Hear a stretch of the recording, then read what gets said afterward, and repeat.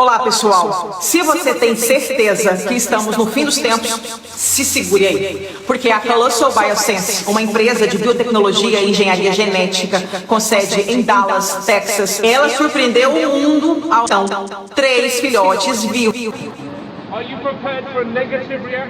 Ignorando las preguntas de la prensa, llegó a la misión de Estados Unidos ante la ONU Jared Kushner, yerno y principal asesor para el Medio Oriente del presidente estadounidense Donald Trump.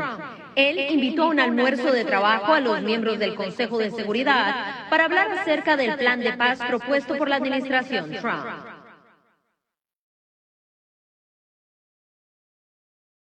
Em breve, muitos entregarão seus corpos à tecnologia, e com isso receberão a marca.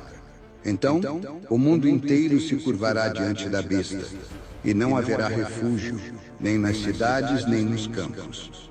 As ruas serão cercas invisíveis, e as cidades, verdadeiras prisões.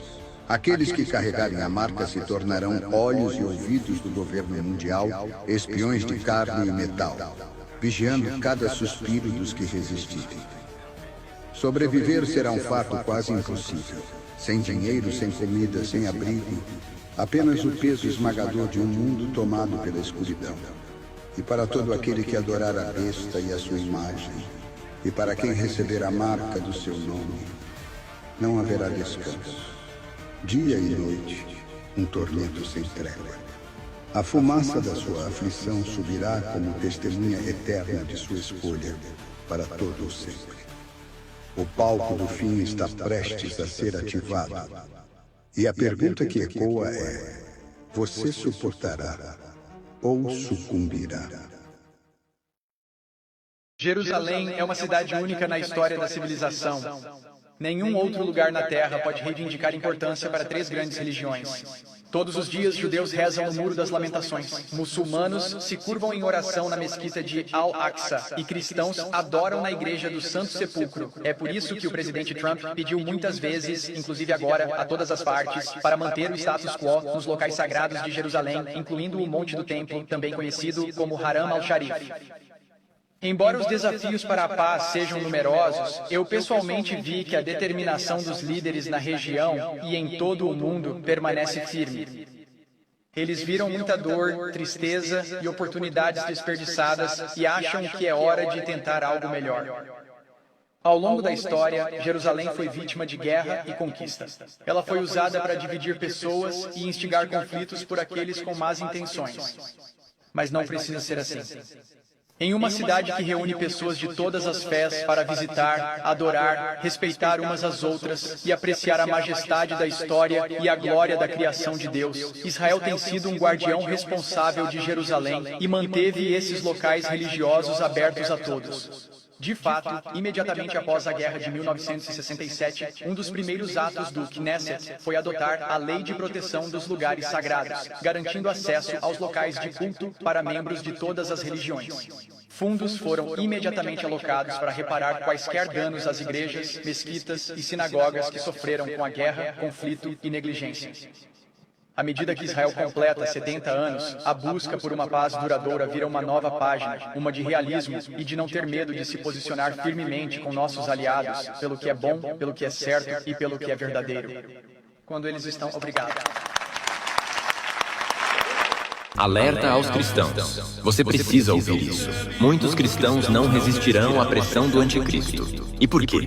Assista até o final que eu te explico. Estamos em tempos críticos. A profecia se cumpre diante de nossos olhos, e o governo do anticristo se aproxima. Quando ele surgir, trará consigo um sistema aparentemente perfeito, uma falsa paz, uma economia estável e uma unidade global nunca vista.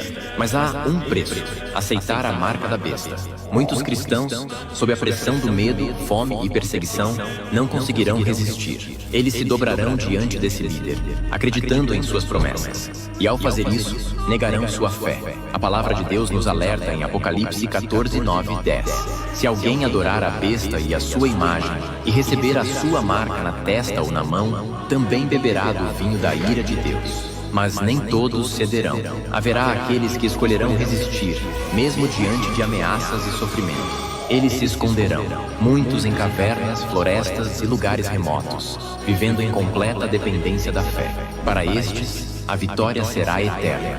O bilionário está indo embora. Sim. Saiu essa notícia que os bilionários estão indo para paraíso fiscal, porque não querem ficar aqui. Bilionário não gosta de pagar imposto. A classe média vai acabar. E o que vai ser do Brasil?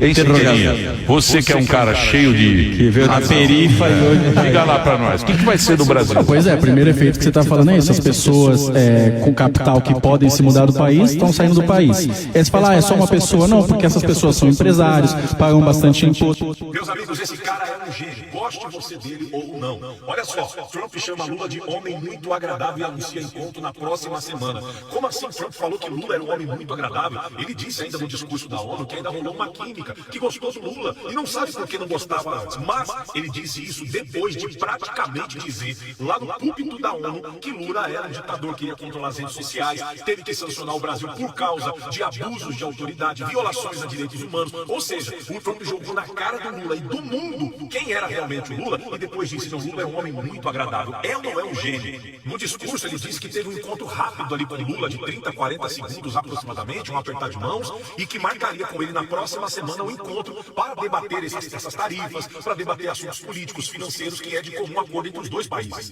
Alguém pode até não gostar do Trump, da personalidade do Trump, e achar ele orgulhoso, arrogante, mas, gente, ele é só o presidente do maior país, da maior nação do mundo. Ele não só tem que ser, como ele precisa ser firme desse jeito. É só você olhar a administração passada do Biden, que foi um fiasco.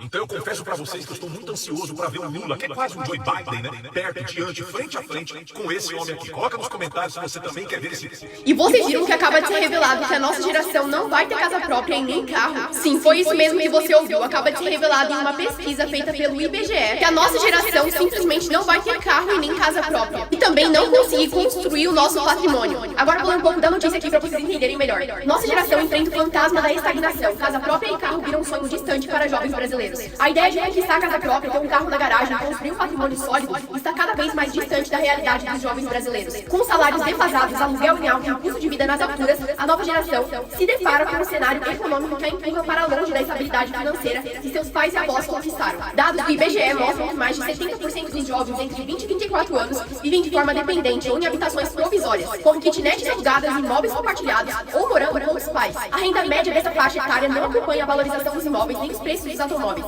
que subiram mais de 40% nos últimos 5 anos. O foco agora é pagar boletos, equilibrar dívidas estudantis e manter alguma qualidade de vida, mesmo que isso signifique adiar planos maiores. A geração que ouviu que guarda tempo, agora precisa ouvir quem sobrevive e já venceu. Mas e aí, gente, agora que eu li pra vocês essa notícia, será mesmo que a nossa geração vai sentir esse impacto e não vai ter a mesma estabilidade de vida que nossos pais tiveram? Se isso for verdade, ó, a gente tá lascado, mas comenta aí o que vocês acham.